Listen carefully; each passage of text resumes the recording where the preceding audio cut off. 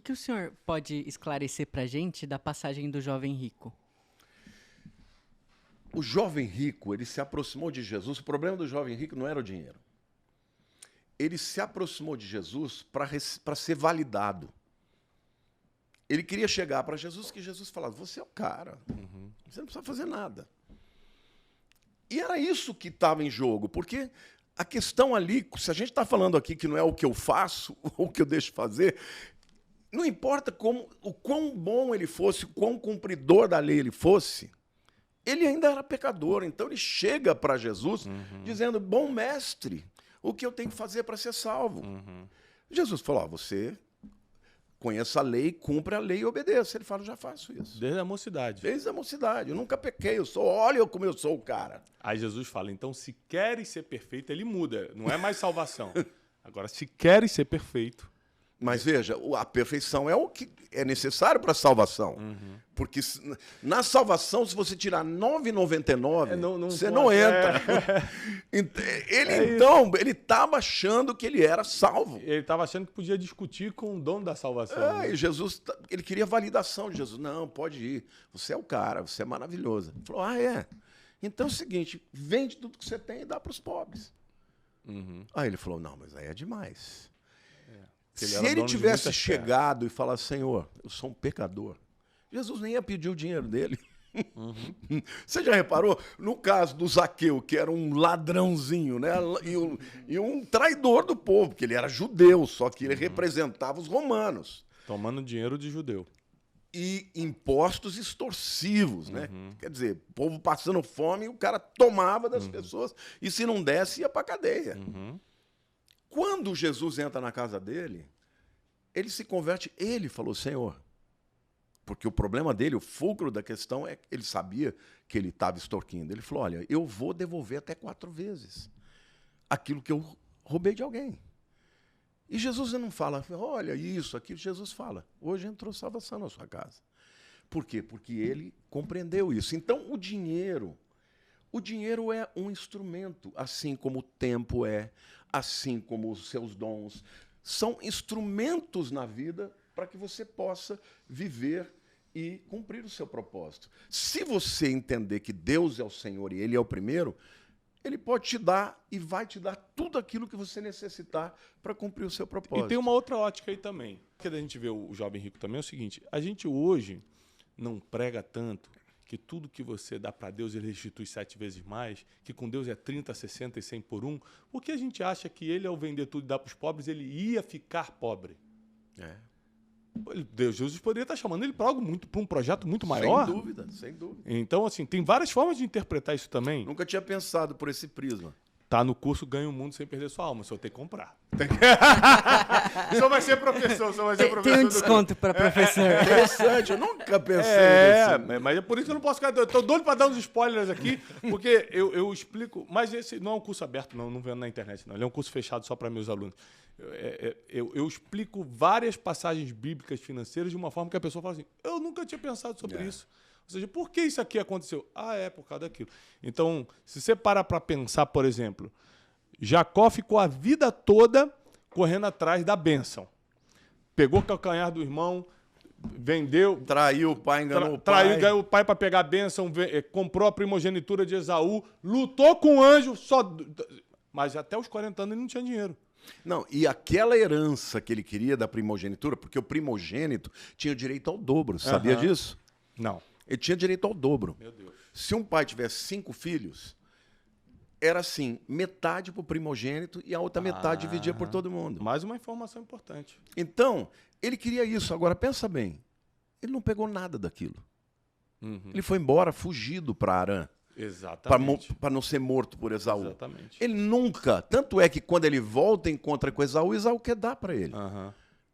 E aí ele fala, Ele falou, eu já tenho tudo. Eu não preciso, eu tenho tudo. Ou seja, quando ele percebeu que o que ele precisava era da primogenitura de Deus, porque tem uma coisa aí nessa história, porque Esaú era o preferido do pai, mas Jacó era o preferido de Deus. Meu Deus. Porque Jacó, antes do dinheiro, tá na ele Bíblia, quis a bênção. Eu me aborreci de Esaú e amei Jacó. Então, quando a Bíblia fala sobre isso no Novo Testamento, não parece já uma predestinação? Que tem no Novo Testamento já falando assim. Esse é um dos argumentos dos calvinistas, porque está lá em Romanos, eles citam isso. Mas veja bem, lá cita Faraó também, que Deus endureceu o coração de Faraó. Mas se você for estudar, você vai ver que Deus só endureceu a partir da 4ª praga. Até a 4ª foi Faraó que endureceu. Deus conheceu o coração de Jacó. Ou seja, a presciência divina. Presciência divina. Tá. O que Deus abominou. E Hebreus fala que não haja em vós uma raiz de amargura que vos prive da graça de Deus, como Esaú, que chorou, mas não se arrependeu. Ele nunca Deixa eu aproveitar para fazer uma consultoria, uma coisa que eu te perguntaria em gabinete pastoral. Teve uma vez na minha vida que eu estava num erro, num pecado, que eu não me convencia de que era pecado. Para mim estava tudo bem. Já era crente. Já, não, eu não nasci no Evangelho. E para mim estava tudo bem, tá? Para mim estava tudo bem. Um dia, do nada, o Espírito Santo entrou em mim e me convenceu daquele pecado de uma forma tão avassaladora. Na verdade, ele já estava em você, né? Não é que ele entrou, ele já estava lá. Eu digo o seguinte, naquele momento aconteceu um momento, tipo assim, eu estava meio que dormindo à tarde e eu senti como se fosse uma visão, não um sonho, uma visão assim, e um sentimento de morte muito grande. E aquilo foi tão avassalador que eu liguei para 3 pessoas na hora e comecei a confessar o meu pecado, que eu não achava que era. Eu achava que podia levar tranquilamente. Mas foi tão um sentimento de morte tão grande. E a partir desse dia, eu comecei a falar assim, peraí, mas eu nem me arrependi. O arrependimento veio, então não sou eu que escolho me arrepender. E eu comecei a ficar com essa dúvida. Me explica isso aqui. Não, o arrependimento não vem do homem.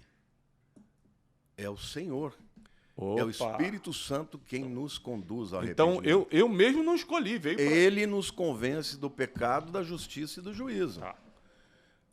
Não Viu, existe arrependimento. Você não soube me explicar, eu perguntei para o Wesley e não sabia. Não existe arrependimento se o Espírito Santo não fizer a obra. Entendi. Entendeu? Agora, ele te convence, mas você se entrega. Você poderia endurecer. Existem pessoas que então, passam... essa é a pergunta, então. É lógico. Tá, essa é a pergunta. É lógico que o Espírito Santo que convence, mas eu tenho a opção de endurecer. Pô, claro. Tem gente que endurece. Mas você teve uma tristeza profunda. Meu Deus, sentimento de morte. E a Bíblia diz que é a tristeza de Deus que nos conduz ao arrependimento. Sabe Salmos 32, 51, que Davi fala assim, meus ossos estavam se desfalecendo? Esse é o sentimento. Então, isso é maravilhoso. Isso é a maior evidência que alguém é filho de Deus. Porque quando uma pessoa não tem isso, peca e não sente isso, é porque ou o espírito está ali apagado, porque às vezes ele está na pessoa, mas está apagado. Ou porque a mente dela já foi cauterizada. Porque isso a Bíblia fala também. Se você pecar demais, o Espírito te mostra, você fica triste, aí você, me perdoe, volta a pecar. Chega uma hora que você não sente mais, não tem mais sensibilidade para a voz do Espírito. Aí que está o perigo. Porque aí você está muito próximo de um rompimento definitivo, né? Mas, no teu caso, se você já era convertido mesmo, essa é a soberania de Deus. Chega uma hora que ele falou, acabou. Agora eu vou fazer você sentir o que você está vivendo. Entendeu? Entendi. Mas houve a sua decisão de dizer, eu não quero mais. E é engraçado como a gente tenta... Uma coisa que eu entendi nessa época, nesse fato, é como a gente tenta compensar nosso fato com obras, né? Nosso erro com obras. E aí, Davi fala no Salmo 51, se tu quisesse sacrifícios, eu ofereceria todos. Mas não é isso que você quer. Você quer um coração quebrantado e contrito. E eu tive uma experiência tão forte com Deus nessa época. Às vezes, assim, né? Como eu falei, se tivesse um gabinete pastoral, a gente está aqui para o Brasil todo. Mas às vezes parece que Deus permite você cair nos erros para ter uma experiência mais profunda com Ele, você fica muito mais sensível. Na verdade, essa é a beleza da soberania de Deus. Ele permite, mas ele não teve nenhuma ingerência nisso. Nenhuma participação. Porque como que uma pessoa começa a se desviar? Pelos seus próprios desejos, né? Desejos. Suas próprias concupiscências. Lógico, Satanás conhece a sua fraqueza. Eu sempre brinco, né? Eu uso essa figura da comida, que eu adoro comer coisas que engordam. Entendeu? Se alguém me oferecer, por exemplo, salada, eu não vou ser tentado para comer salada. Um no rodízio de alface? Não vai. Mas se me oferecer... Tem alface crocante, tem alface roxo, tem... Não quero. Agora, uma picanha vai ser difícil na hora que eu estou com regime. Então, o nosso dever é nos afastar do mal. É não se colocar em risco de pecar e de cair. Eu sempre digo, o pecado, e depois que a gente começa a estudar a própria fisiologia humana, você sabe que todos os prazeres, seja sexual, seja da droga, seja da tela, da internet, tudo acontece aqui, ó, Dopamina. no neocórtex, que produz dopamina na hora que você começa a ter o prazer. E isso gera... A dopamina é um neurotransmissor que normalmente o seu cérebro produz. Mas se você aumenta essa dose, ele pensa assim, bom, está tendo muita dopamina, eu não preciso mais produzir. E é isso que gera a dependência, porque... Quando cai o nível da dopamina, você quer mais, mas ele não está produzindo mais. E aí você vai de novo. E Satanás, ele conhece bem essa fisiologia. Eu sempre digo para todo mundo, eu agradeço a Deus de ter nascido num tempo que não teve essa coisa de internet, pornografia, nunca vi na minha vida. Agora, eu lido com, muitas vezes, pastores em falar comigo. Pastor, eu sei que é pecado, eu não consigo. Eu falo, cara, isso é igual uma cocaína. Você tem que se abster. Vai chegar um momento... que você vai resistir até o sangue que você vai ficar livre.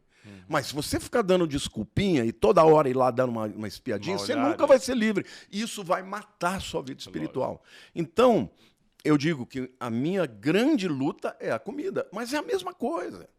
Quando eu tenho vontade de 10 horas da noite ir lá, entendeu? Pegar um pão com requeijão, ou com, sabe, fazer um mistão. Cara, dá até água na boca. Eu tenho que dizer, não vou. Por isso, esse ano eu coloquei uma decisão na minha vida de fazer jejum intermitente, de não comer depois das 5 horas. Eu perdi 15 quilos. Você está bem melhor. Então, foi resultado, mas no começo parecia que tinha um demônio me tentando, entendeu?